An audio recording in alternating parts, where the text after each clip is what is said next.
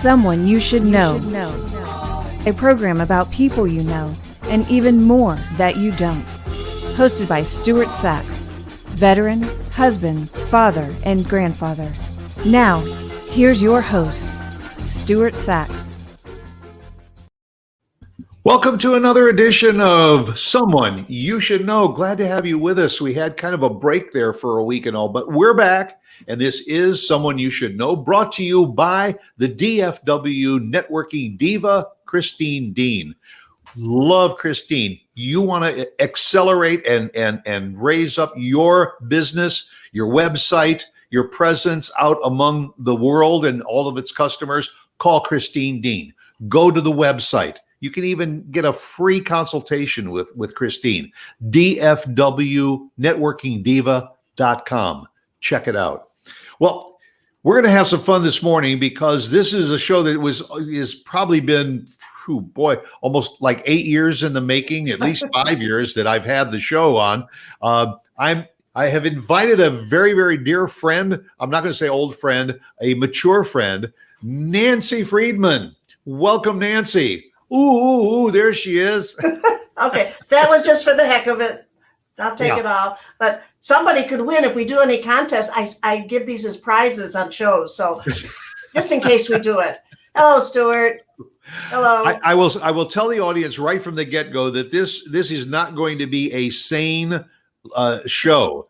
This show just is not going to have any kind of substance to it. It's just going to go in every direction. It will have substance. It will have substance. We just don't know what kind of substance. That's right. Yeah. Okay. Yeah. It could be anything from something really substantial to something that's like goo in your hands. Yeah. Right. Okay. This is fun. And Lauren looks beautiful. Well, you look great too. We haven't really seen each other for quite a few years. Ever since probably the last time we saw you was when we were still in South Florida. And that's been almost 8 years. Has it really? Well, we missed that store enormously. First of all, how's Shayna? Shayna is great. Shayna is probably lying in bed right behind me. Oh, she likes to follow wherever Daddy goes. That was one beautiful dog. Okay, and Lauren looks beautiful. Good. I'm glad you're happy, Frisco. I've been there twice, I think. I really, Dick and I both really enjoyed the city. It was very homey. The people were warm. And I can't think of the mall name. You'll know it, but it was one of the... What was? The Stonebriar Mall. Stonebriar Mall. I judge cities by their malls. See, some people judge them by traffic, by bridges. I judge them by the malls. And that was one of the loveliest I've ever seen. Clean, wide. Now Lauren says it's been... And probably since you've been here, the out parcels all around the mall and everything are all taken, and there's more businesses and more centers. It's a great shopping mecca, really, here. That's great. And you currently are in St. Louis. We live in St. Louis, Missouri. Started off born and raised in Chicago. Had a stint owning a couple of radio stations in San Diego, and then we bought our second radio station in St. Louis. And a few other businesses came to be. And I got to show my shirt. You ready? Yeah. There it is. See, kindness is free. There. Now I did my advertising. Okay. The air used to be also, but I'm not so sure. But for those that are watching, you're looking at Nancy's beautiful face, and right underneath her beautiful face, it says Nancy Friedman, the telephone doctor. So does that mean you go to people's houses and repair their cell phones? Wait, speaker blowing nose. Just a moment. Okay. You saw that first here live. Right. This is a real show. What you see is what you get. It's an endorsement for Kleenex products. The bottom line is that's probably the most often asked question, Nancy, what the heck is the telephone doctor? And if we were in the elevator, the old elevator speeches, we help companies communicate better with their customers and coworkers internally and externally, sales, communications, and customer service. Now, how we got started is it could be a 90-minute program. People used to say, we need an entrepreneurship program. So I used to do that for the program. We can get into that later. But Telephone Doctor is the parent company, and our son, it's a small family-owned business, 4 people, mother, father, daughter, son. And our son is running the online platform, which is Service Skills with an S, serviceskills.com. And that's a boutique, if you will, boutique, unique platform on customer service, sales, management, etc. Only 15 series, about 150 modules. So we're not, there are platforms out there, Stuart, and I'm sure you're familiar with them that have, we've got 5,000 programs. Well, who the heck is going to watch five? It's overkill. Right. So we've kept a mission to not stay small, but stay unique. So serviceskills.com and telephone doctor. And then little Nancy goes around to speaking at conferences and meetings and Zooms. We do a lot of Zooms programs now, but the live shows are coming back. Well, and I was reading that you kind of got into this because of a bad customer service experience. That it was bad for you, and you said, well, you need to make it better, and hey, I think maybe I can help you make it better. Well, I said it a little differently, so you said it nicer than I did. I had to call my insurance. I was working with Dick at our Weatherline company, of which we had a big system in Dallas. I think it was WFAA. I'm not sure. But anyway, bottom line, that was years ago. History. So I was working with Dick at Weatherline and had to call my insurance agent. I picked up the phone and Sally Doo-Doo answered. And I said, hi, this is Nancy Friedman, one of your clients. I need yada, yada, yada. He's like, I don't know anything about that. Oh, okay. Was there anybody who does? Debbie may. Well, let me talk to Debbie. Hi, Debbie. This is Nancy Friedman. I have an issue with the policies. She said, I'm not working in that area anymore. Oh, well, is there someone else? I don't know. Well, okay, thank you. Oh, you're welcome. Bye-bye. And I called Michael back, the agent, about an hour later, and I said, Michael, cancel all my policies. He said, my gosh, what happened? I said, your people stink. They're so rude. They're so abrupt. They're so unpleasant. They're so unfriendly. And I'll have lunch with you. Your wife is pretty. Your kids are cute. But I'm not doing business with you anymore. Thank you very much. It was atrocious. And he says to me, hand to God, he says to me, you're right, Nancy. When I call your office, I'm treated like a king, and I'm not even a customer. I said, Michael, we treat our wrong numbers better than you treat your customers. He said, well, come on over and show my guys what to do. So I did. They had maybe 8, 10, 12 people, little round tables, coffee and donuts. And Michael says, okay, Nancy's going to talk with us. Now, mind you, I'm working with my husband in an advertising agency. This was not the telephone doctor. Okay. So this is Nancy Friedman going up, and these people are looking at me, and I'm saying, well, at our office, we say please. And one woman said, Hilda, write that down. That's a good one. We say please. We say you're welcome. We say have a nice day. You look super. Have a nice weekend. That's what we do at our office. I don't think I spoke 15 minutes. And Michael said, thank you very much. And I had another cup of coffee, and I started to walk out the door. The president of the insurance agency said, wait a minute, Nancy. I said, what's wrong? He said, well, nothing's wrong. I just want to thank you. I said, you're welcome. And he says, no. You don't understand. We really learned some new things. Now, granted, this was 25, 30 years ago. But anyway, I came home to Dick. I told him what happened. I said, Dick, things that we do like breathing in and breathing out, I don't understand. And all he said was, Nancy, nobody's ever showing them.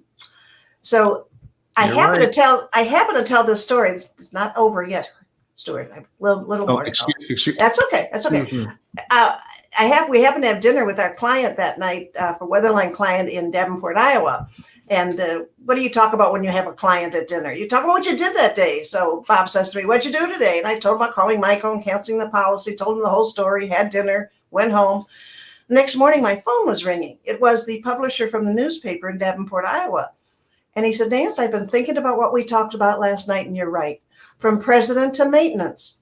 If you have a telephone on your desk, you should be trained. Would you come to my newspaper and would you train my people? And I said, how many people do you have, Bob? He said, 300. I turned to my husband. I said, now look what you got me into.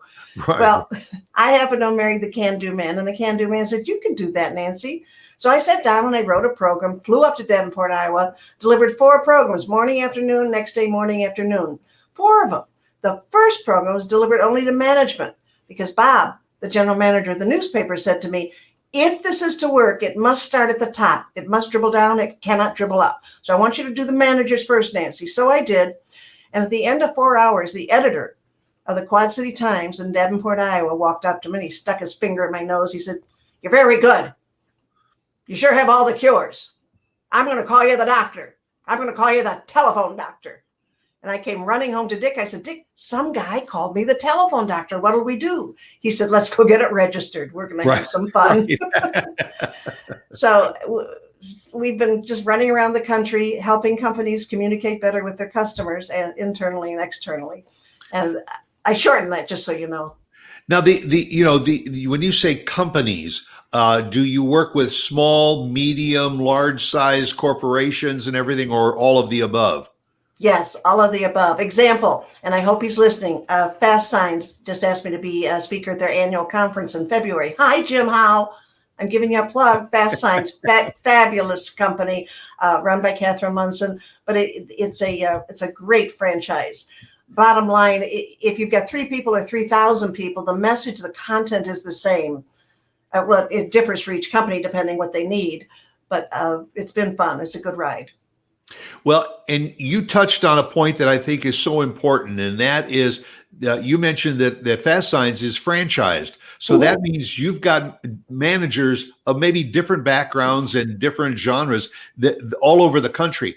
What you have to do is have a program that you start at the top and then it goes down to all those managers, because I've been in many of franchised businesses, and you can walk into one and get treated beautifully and walk into another one and get treated like you're not even there. So, and you and I have both had that experience when we're shopping. If you go into a store and you are, there's an 18-year-old clerk sitting behind a counter talking on their cell phone while you're walking through the store, no hello, no may I help you, are you looking for something in particular? I don't necessarily fault that 18-year-old behind the counter on the cell phone.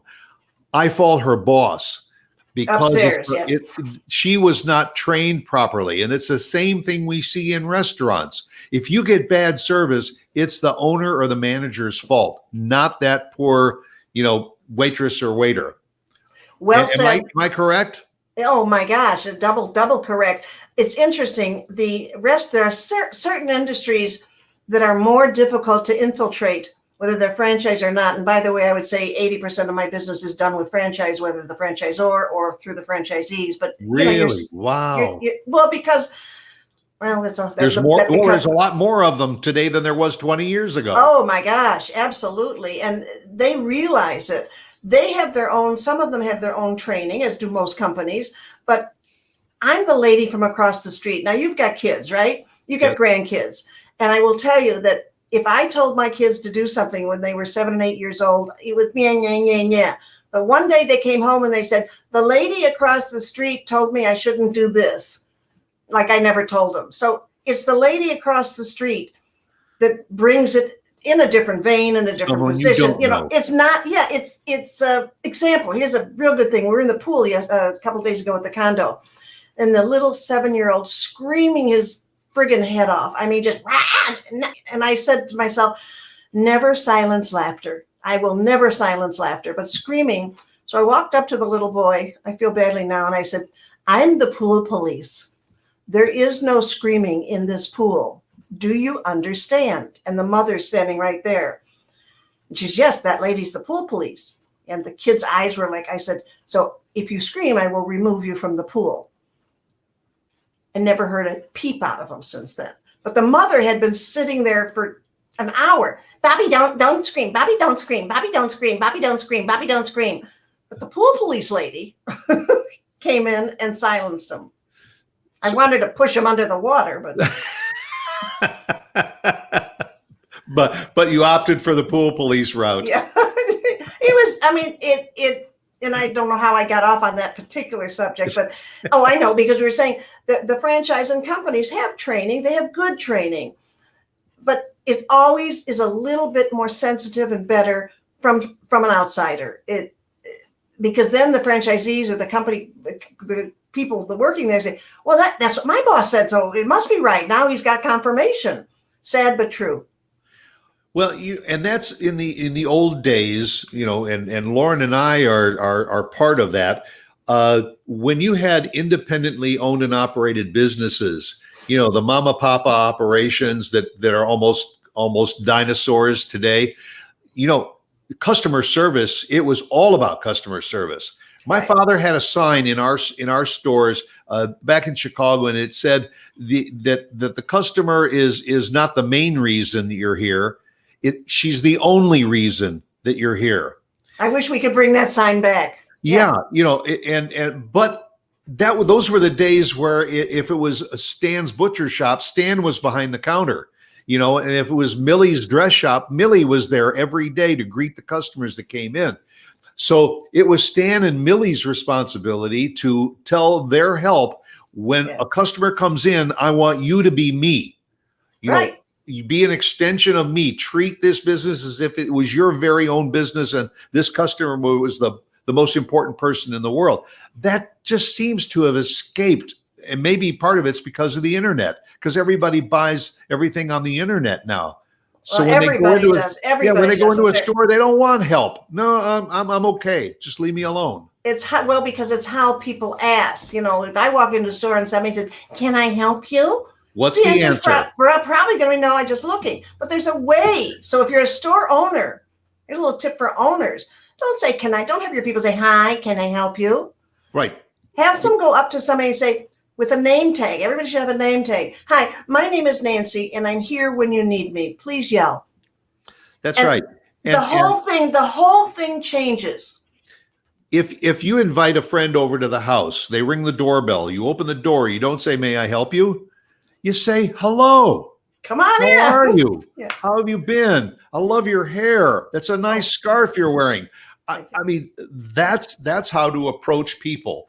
Because as we just said, if you say, "May I help you?" the answer is, "No, thanks. I'm just looking." And you know what? End of conversation. And right and that's when we work with retail people, and going back to the franchise industry, those franchisors or those franchisees that have the owner manager within their store, location, center, whatever you want to call it, will probably be doing better because they are the eyes and ears. It's when it's an absentee owner in any business, franchise or not, and it's left to run to somebody that may not have the same ideals, the same mentality, the same anything. So it's got to be watched if you've got a business. It just simply needs to be watched. Yeah, and that's exactly right. When you have franchise people that have multiple units, they can't be in every unit at the same time. So they have two choices. You either get in the car and you hit every one of your franchises on a regular basis and be there to be with your customers, or you train your managers to be an extension of yourself. Absolutely, Stuart. And I want to hear more about your franchising interests and what you were with. I just did a IFA program on the roundtable, talk about communications within the franchisor and the franchisees. It was just that. I mean, how somebody had 150 locations. How can they be everywhere? Well, there are communications ways that you can be, but it's not easy to be in business. Okay, it is not easy. It's not easy to work with your family, but it all can be done. Dick and I have worked together since forever. It's not for everybody. On my blog, on my website, there's all sorts of articles on those topics. But everything can be done if it's given the effort. Yeah, Lauren and I worked side by side for 40 years in our business. And people often say to us, "How come you never killed each other in 40 years? How could you go to work and work side by side every day and then go home and be side by side every night?" And it was a matter of we had areas of responsibility. And you kind of designate those. I did a lot of the backroom stuff. She did the out front stuff. She did the display. I did the receiving. And it worked, and it can work, because if everybody's trying to be the boss and all, you're going to have conflict. You and I have a very mutual person in our lives. And that is my cousin, Harry Sachs, who talk about franchise owners. He was the franchise owner for the Arby's restaurants in the state of Nevada for his entire career. And I've had so many conversations with Harry, and Harry is the epitome of what we've been talking about. Absolutely. About making sure that every manager you could pick this manager from this location and put them over here and this one over here, and they would operate the same way because they were all trained with the same book and the same methods. Absolutely. And you grew up with him. You guys go way back. No, not so far back. Move on to another topic. Oh, okay. Thank you. All right. So how's the dog? Yeah. All good. Kids, how's the grandkids? Yeah. No, Harry's wonderful. How about those Cardinals? How about those guys? I'm a Cub fan. Well, Harry, I'm not going there with you because you're from the south side of Chicago, and I don't understand because I'm a diehard White Sox fan. Oh, poor thing. Southsiders are White Sox fans. Northsiders are Wisconsinians. I probably Harry and Dick, my husband, became pretty good friends. They're on the email almost every day with I won't say what, but anyway, they are. And no politics, no religions. Okay. Probably dirty jokes. Okay. Yeah, we got those too. But they bonded on the first time we met. So 2-3 times a year, we always have dinner with Patty and Harry. And hi, Harry, if you're watching. Okay. Anyway, bottom line, you're so right on this topic. And, the management knows. My sense is they don't know how to put it together. And that's where we come in. That's where Telephone Doctor comes in. They all know what I'm going to say. It's not news to them, but I guess I package it. No, I don't guess. I do package it. If you go on my YouTube and you watch some of those videos, they're just words matter. Words matter. Example, we train people to, when they make a telephone call, to forever and always say, "Hi, Stuart, Nancy Friedman. Did I catch you at a bad time?" And you get to say yes or no. And I say, fine. So it's the courtesy of, do you have a minute to talk? All right. That's a standard SOP at Telephone Doctor. Our people are trained, 20 employees, and when I go out. So we were a franchise at one time, and we had 5 franchisees.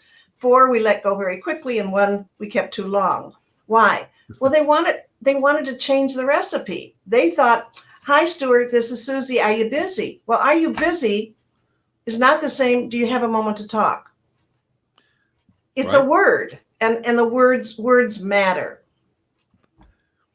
Yeah, and I can understand too what you said earlier about the pool police.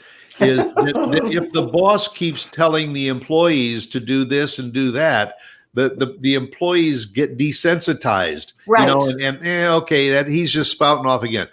Bring in Nancy Friedman to tell you how to do it, and all of a sudden now this is a new fresh face that's telling me what I have heard before, but maybe I haven't been listening. Or we put it in a different way. The guy that brought me into Davenport, Iowa, before the program, he said, "I'm going to say a few words and introduce this topic." And I said, "Well, this is a publisher of a newspaper." And I had recently met him, so I didn't know him that well.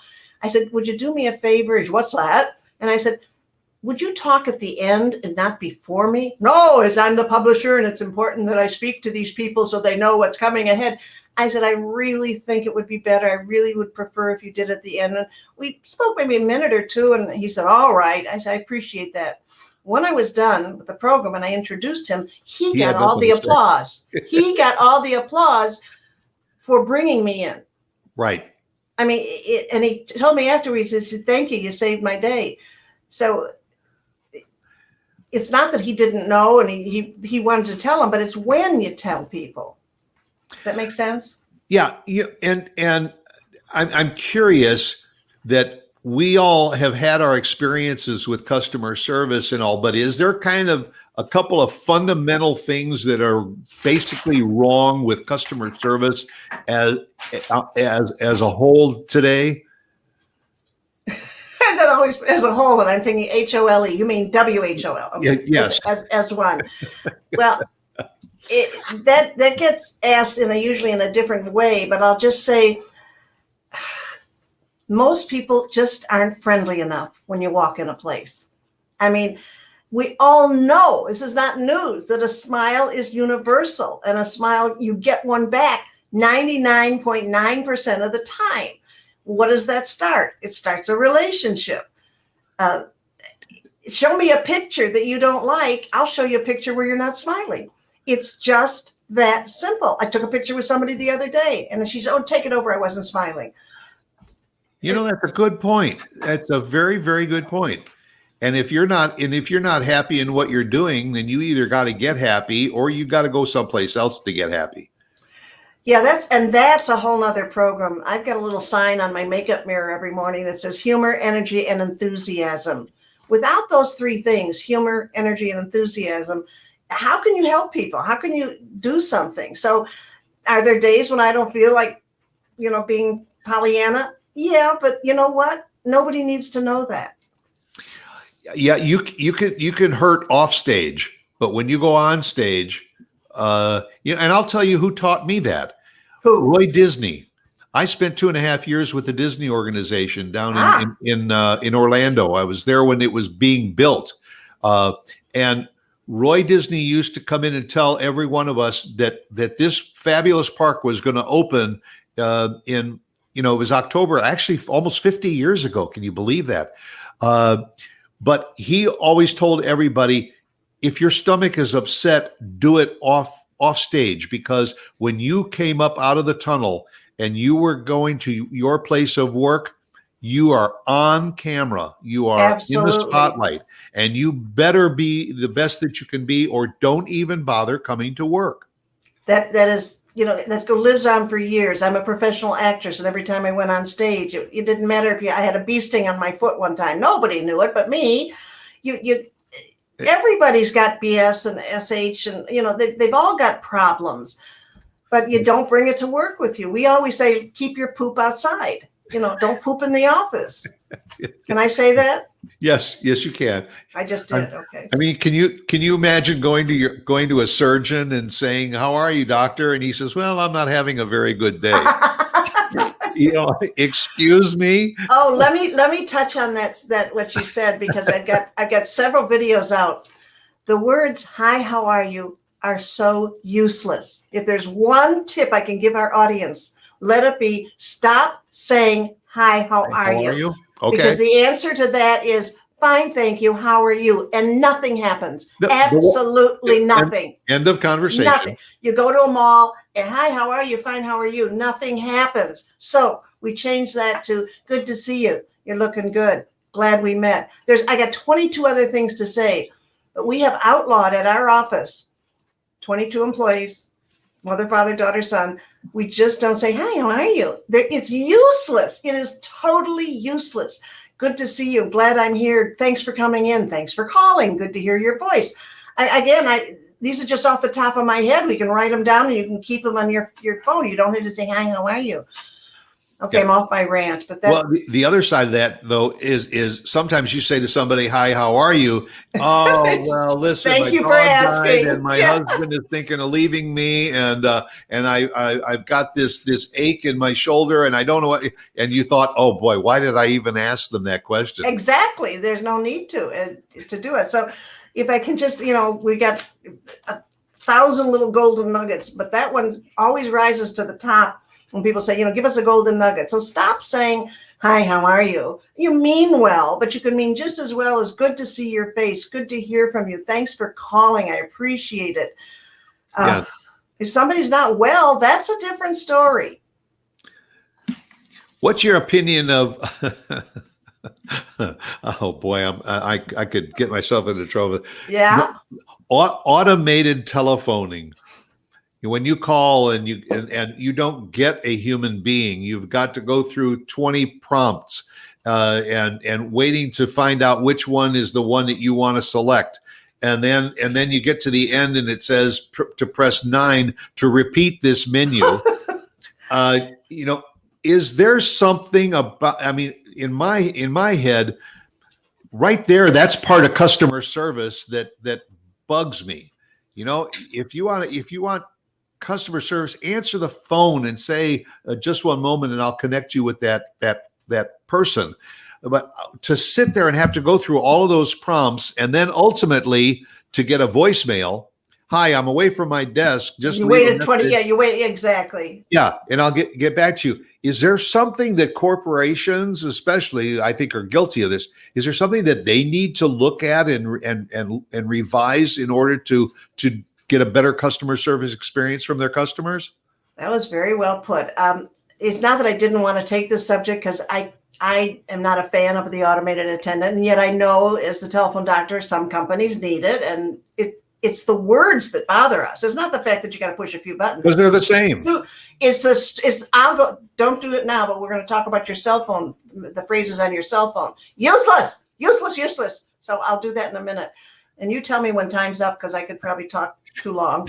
The automated attendant is second only to being put on hold in the American public. So from our surveys, and my surveys come from audiences when I had the opportunity to speak to 400, 500, 600 people, 1,000 people. That's where I got my surveys. So they were real questions to real people with real answers. I didn't make them up. They didn't come from, sources. They were just, hey, audience, what do you think about this? And that's how we get most of our techniques, because the audience says, I hate that. I hate that.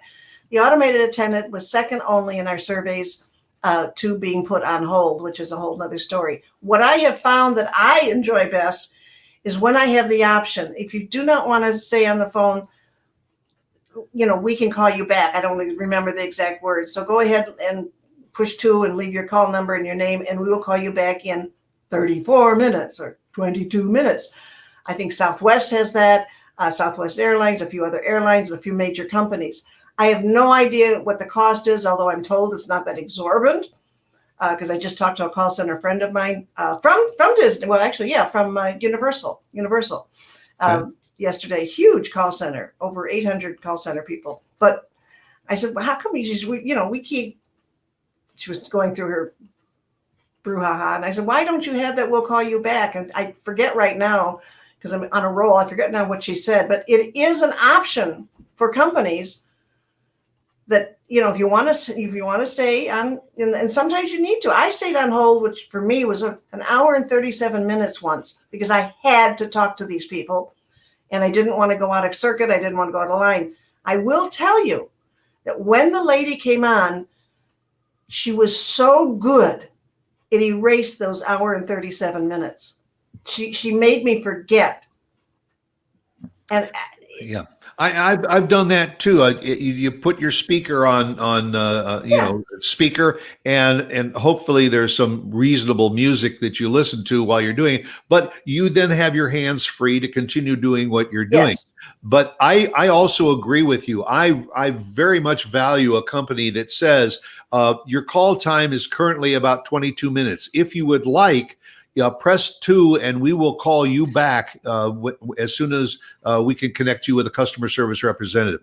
Fine. I'll take that option all the time. Because again, I can go back to doing what I'm doing. The phone rings. Oh, hi. Thank you very much for calling back.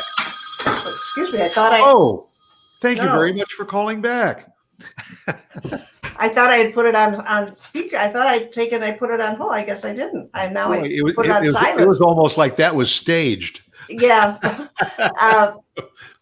But that is I think a very, very good option now, because it does, and as I say, there's probably a cost involved to have that option, but it's minimal. It's minimal for the frustration of a customer. It's, put the two together.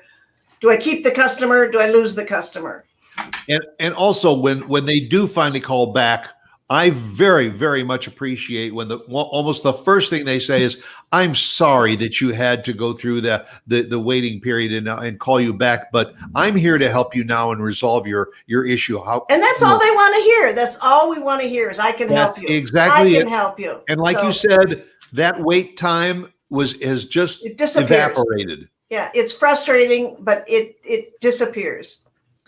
So is this part of your technique and your program, is telling these corporations that this is certainly one area that you need to look at and work on and improve?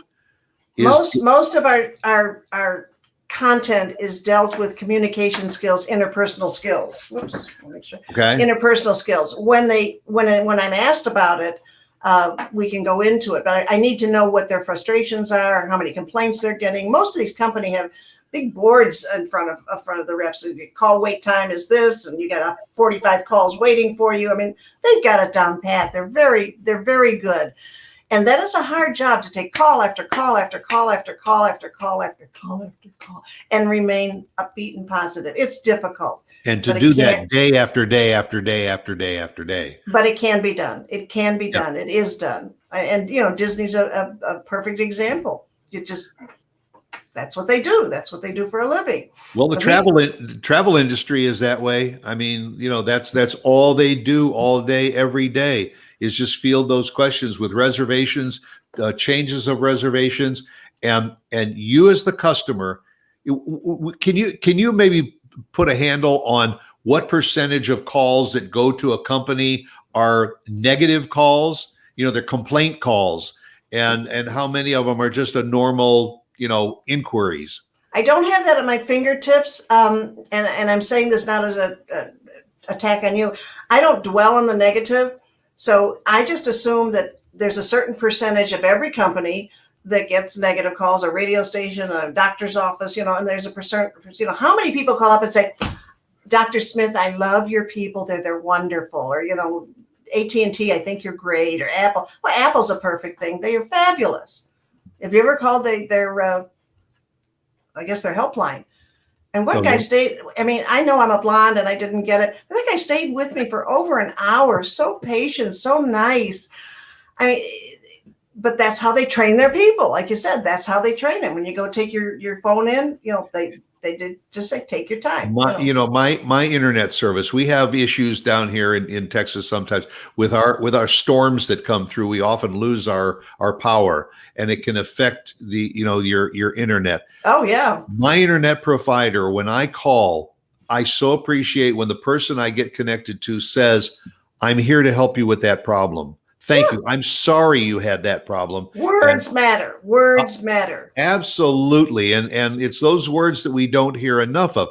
Our generation is probably appreciates it even more, because the younger generation probably is so used to, automation, that they don't really care. Just fix it. And I don't care. I don't want to correct you on the air, but go ahead. You may. I have a switch. I can cut you off in a moment. I love it. I am finding that our young people are a little bit of sponges for my information, because it's not taught in schools. Hello. Well, that's true. So it's all new to them. And when I show them how they can get something that they weren't able to get before, whether it's a date or a drink or whatever it is, and that it's a way to say it and a tone to say it. Just a quick story. I forget where it was, but the venue was a rodeo, and it was in a circle, and people came to the program. And as I was being introduced, a 17, 18-year-old kid got up and started to walk out. I said, where are you going? He said, I got homework to do. I said, sit down. Sit down. He said, I got homework. I said, I'll give you a note. You will never hear this type of information again in your life. Sit down. And, he sat down, and he came up afterwards and he said, thank you. I'll never hear that information again. Because they don't. You get a obligatory complimentary 30-minute class or something. Yeah. But it's rampant. My grandkids, which are a little older, they call me and say, I had the worst service. Can you help them? And I said, not till they ask. Not till they ask. Yeah. Now, the programs that you do, are they recorded, and are they available for people to get as like webinars? And we've gone through the last year, almost year and a half now with COVID. So have a lot of your programs been via Zoom? And we've had at least 2 or 3 programs a month on Zoom, 30 minutes to an hour. I was able to navigate across the lights, as they say, and work with, we have little things to make people smile. My dentist has one of those. Yeah, right. Well, he should. I'm very blessed with the companies that have chosen Telephone Doctor and Service Skills to come either out or Zoom. And I like the Zoom, because I can, here's a prize for your audience. You have an audience, don't you? People listen. Yeah. Both of them are listening. Okay, good. Folks are good. All right. So if I said to you, here, I'll give this prize. You will win a little book, 50 little tips that make a big difference. So a sample would be, when you step on someone's toes or actually bump into them, say, excuse me. It lessens the frustrations and it's the right thing to do. How many times have people bumped into you and you're, oh, sorry. So it's just little tips like that. So here, the first one who emails, do you want them to email you or me? Let them email you. Okay, Nancy, Nancy, at telephonedoctor.com, and telephone doctor, DOCTOR. First person who tells me what is the biggest email frustration to the American public will get a book. What's the biggest email frustration? Folks. The phone lines are open. Okay. Oh, the lights are blinding me. The lights are blinding me. There you go. It's right on your screen, Nancy at telephonedoctor.com, and go to telephonedoctor.com, the website. No, nancyfriedman.com. nancyfriedman.com is the website. I'm sorry, Stuart. I meant to mention that. Oh, okay. nancyfriedman.com is the website. Yes, sir. Yeah. Okay. And the telephone doctor, Nancy at telephonedoctor.com if you want to email. And folks, just because we're broadcasting from Northern Texas and we're being produced in Northern Michigan and all, that doesn't limit you. No matter where you are in this country, you can reach out to Nancy. You travel too. You travel all over the country to do your work. Programs. Yeah, Say the word. Say the word. Programs. I got this word webinar in my head and I can't see. We do those too. Well, you can't rent these. You got to buy them. So, yeah, okay. That's right. Yeah. The back of the magazine doesn't work anymore. But you have done extensive travel around the country to do your presentations, haven't you? We've been blessed. Dick and I were just saying, we missed the travel, although we took our first trip to Islamorada. It was the first trip in 14 months on a plane. And I got to tell you, sometimes you forget what to do at an airport. But it went very well. They handled it well. No issues. There's always time and room for complaints. We choose not to enter into that venue. Is there a right or wrong way to complain? Yes. You want to hear it? Yeah, because I mean, I have been one of those people that as soon as I get that person on the phone, I'm going for the jugular. No, here's a secret. It's a secret tip, but it works. So whoever I'm calling, face to face, it works fabulous. But even on the phone, hi, XYZ Company, can I help you? Yes, my name is Nancy Friedman, and I need a little friendly help. I need you to be in a good mood. Are you in a good mood? Nobody's ever said no to me. Yeah. So you don't want to start out with the complaint. Yeah, I bought something there and it broke. It was not their fault. They're just answering the phone. That's right. So I go up to people and I say, I need you to be in a good mood. Are you in a good mood? Yes, I have an issue and I need your help. Nobody will refuse you unless they're some weirdo. I haven't been refused. Let me put it that way. My son often says, whoever answers the phone, you say, yes, hello, may I speak to your supervisor? you immediately take the next step up the ladder. And my dad, I'll tell you a quick story. My dad, when we were in business, he had a problem with a supplier. And he just kept having the problems with the supplier. And he wanted to let the president of the company know that he had a problem. So my father would call and he would say, yes, is the president, Mr. So-and-so in? Well, who's calling? Oh, my name is Mr. Sachs, and I'm just calling because I've had the most incredible experience with your company, and I just wanted to let the president know how words matter. How fabulous he is. And as soon as that president picks up the phone, my father would say, USOB. Words matter. Yeah, it's amazing. Yeah. That's a great story. That's how to form telephone etiquette. It's so easy to get mad, but what does it ever do? It just, if it did something, it makes the situation worse. Sometimes I think the tone of voice is more critical than, you can say to someone, I'm not very happy with you. Well, and that's right. And also when you you give them a little bit of kindness, all of a sudden it kind of lets the air out of their balloon too. Yeah. And it makes it the playing field a little more even. I mean, you got it right on your chest there. It says kindness is free, and it's always going to work to your benefit. Yes, agreed. You're very good at this. Have you done this before? This is not your first rodeo, Dave, huh? It's not my first rodeo, and I never could use that line in Florida. That's great. Yeah. That's great. So I had to move here, but this has been a great show, a great morning, and I've had so a wonderful wonderful to reconnect with you, Nancy.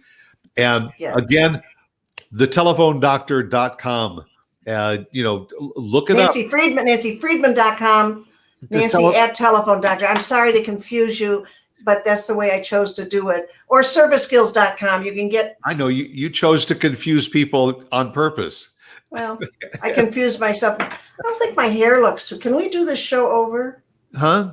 Oh, you want to stop? Too good. All right. Well, we'll stop and restart. Okay. I need to say I said hello to Jim Howe, Tracy Fatland, and Andy Allen, who's got United Protective Company in Dallas. Fabulous people. I hope they're listening. You're fabulous. If I get to Frisco, I will visit you. Oh, you're fabulous too, Nancy. Oh, shucks. Well, the very, very best to you. Say hi to Dick. I will. I'm sure Harry's going to chime in a little bit more. One of my loyal listeners, Ty Foley, has been following the show. Ty, thank you for being with us. And thank you to everyone else who spent the time with us, meeting Nancy Friedman and listening to what she does. She's a wonderful lady. And if you think your corporation can use somebody to motivate your employees, give Nancy a contact. Okay. God bless. God bless. Thanks, Stuart. Stay well. You're welcome. Same to you, dear. And that'll do it for another edition of Someone You Should Know. Go out and make it a great day. And as I always say, be yourself, because everyone else is taken. I love it. See you later. Bye.